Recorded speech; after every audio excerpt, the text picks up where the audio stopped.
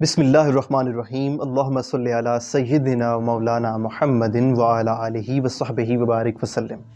السلام علیکم۔ اپنی لاسٹ ویڈیو میں ہم نے نماز کی اہمیت پر گفتگو کی تھی کہ کس طرح اللہ رب العزت نے اپنے محبوب پیغمبروں کی اداؤں کو نماز کے غلاف میں چھپا رکھا ہے۔ آئیے اب اس ویڈیو میں ہم نماز ہی کی اہمیت کو ایک نئی ڈائمنشن میں ڈسکور کرتے ہیں۔ وہ اس طرح کہ جب ہم نماز کا آغاز کرتے ہیں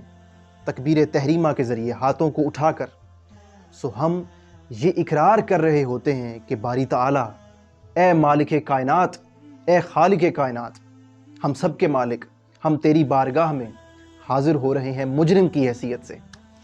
ہم نے اپنے جرموں کا اعتراف کر لیا باری تعالیٰ، مولا ہم نے اپنے گناہوں کا اعتراف کر لیا، اور پھر اس کا یہ بھی معنی ہے ہاتھوں کو اٹھانے کا کہ باری تعالیٰ ہم نے تمام دنیا و ما فیہا سے اپنے ہاتھ اٹھا لیے اور تمام تر اپنی توجہات کا مرکز تجھ کو بنا لیا، تیرے دیدار کا حصول اپنی توجہ کا مرکز بنا لیا۔ سو مولا ہم حاضر ہیں۔ پھر قیام ہوتا ہے، رکوع و سجود ہوتے ہیں، اور جب نماز اپنے کمال کو پہنچتی ہے، سمپ کرنے لگتے ہیں ہم نماز کو، تو حالت تشہد میں دو زانو ہو کر دونوں ہاتھ گھٹنوں پر رکھ کر منگتا بن کر اس کے دربار میں حاضر ہو جاتے ہیں کہ باری تعالیٰ تو نے اپنی عبادت کا شرف ہمیں بخشا، سو اب کچھ صلہ مانگتے ہیں، بھکاری بن کر تیرے دربار میں حاضر ہیں۔ تو پھر ہم کہتے ہیں التحیات للہ والصلوات والطیبات کہ مولا ساری عبادتیں تو تیری ہی ہیں۔ وہ فرماتا ہے میری تعریف بعد میں کرنا، میری عبادت قبول کروانے کے لیے میری تعریف کرتے ہو بعد میں، ہو گئی تعریف، اب میرے محبوب کو سلام کرو، کہو السلام علیکہ ایہا النبی ورحمۃ اللہ وبرکاتہ۔ پورا سلام جس طرح روٹین میں ہم ایک دوسرے کو کرتے ہیں، باری تعالیٰ نے ہماری 5 وقتہ نماز میں اپنے محبوب کو ہم سے سلام کہلوایا۔ سو یہ نماز کی اہمیت ہے کہ جس طرح اللہ رب العزت نے اپنے دیگر پیغمبروں کی اداؤں کو 5 وقتہ نماز کے فرائض میں محفوظ کیا ہے، اسی طرح اس نے ہر نماز میں اپنے محبوب کو سلام کہلوا کر اپنے حبیب پیغمبر کا مقام و مرتبہ ہم سب پر آشکار فرمایا ہے کہ میرے محبوب کا مقام یہ ہے کہ تم عبادت خدا کی کر رہے ہوتے ہو مگر سلام مصطفیٰ کو کر رہے ہوتے۔ اسی کے ساتھ یار بیلی سمجھتے ہیں شاید کام مکمل ہو گیا، خدا نے اپنی عبادت قبول کرنے کے لیے مصطفیٰ کو سلام کہلوا دیا، تو شاید عبادت قبول ہو گئی، اب مانگنے لگتے ہیں۔ فرماتا ہے نہیں،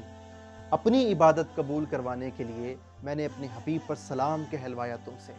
اب میرے محبوب کا سلام اگر قبول کروانا چاہتے ہو تو درود ابراہیمی کے ذریعے میرے محبوب کی آل اولاد کا بھی ذکر کرو، کہو اللہم صلی علی محمد وعلی آل محمد کما صلیت علی ابراہیم وعلی آل ابراہیم،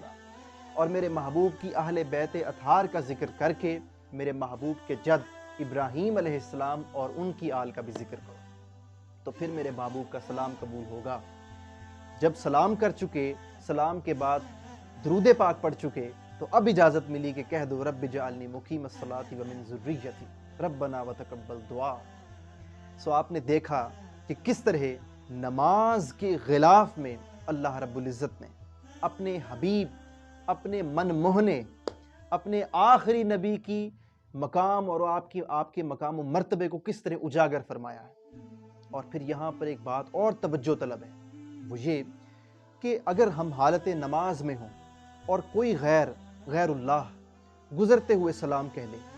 خواہ وہ اپنے مقام و مرتبے میں کتنا ہی بڑا کیوں نہ ہو، وقت کے کتب ہی کیوں نہ ہو، مجدد کیوں نہ ہو، بہت بڑے عالم دین کیوں نہ ہو، مولانا حضرت کیوں نہ ہو، کیا ہمیں اجازت ہے کہ ہم دوران نماز بڑے سے بڑے مقام و مرتبے کے کہے گئے سلام کا جواب دے دیں؟ نہیں اجازت، نماز ٹوٹ جاتی ہے۔ سو غیر سلام کہے اور ہم جواب دے دیں نماز میں تو نماز ٹوٹ جاتی ہے، مگر جب نماز میں مصطفیٰ کو سلام کرتے ہیں تو نماز ٹوٹتی نہیں، نماز ختم نہیں ہوتی، بلکہ نماز اپنے کمال کو پہنچ جاتی ہے، نماز مکمل ہو جاتی ہے، نماز جامع ہو جاتی ہے۔ سو یہ نماز کے غلاف میں اور نماز کے پردوں کے پیچھے وہ اہمیت ہے، یہ وہ انمول خزینہ ہے جو اللہ رب العزت چاہتا ہے کہ میرے محبوب پیغمبر کے امتیوں کو جس کا ادراک ہو، جس کی سمجھ ہو۔ آئیے اللہ رب العزت سے دعا کرتے ہیں کہ باری تعالیٰ ہمیں صحیح فہم و فراست کے ساتھ، صحیح شعور کے ساتھ اپنی عبادت یعنی نماز کی توفیق عطا فرما، اور ہماری عبادتوں کو، ہماری نمازوں کو قبول فرما۔ اگر آپ کو ہماری ویڈیو پسند آئے تو اس کو لائک کیجیے گا اور ہمارے پیغام کو شیئر کیجیے گا، تاکہ حق کا پیغام لمیٹڈ نہ رہے بلکہ وہ آگے سے آگے بڑھتا رہے۔ ہمارے چینل کو سبسکرائب کیجیے گا تاکہ آپ کو ہماری آنے والی اپ کمنگ ویڈیو سے متعلق اپڈیٹس ملتی رہا کریں۔ السلام علیکم۔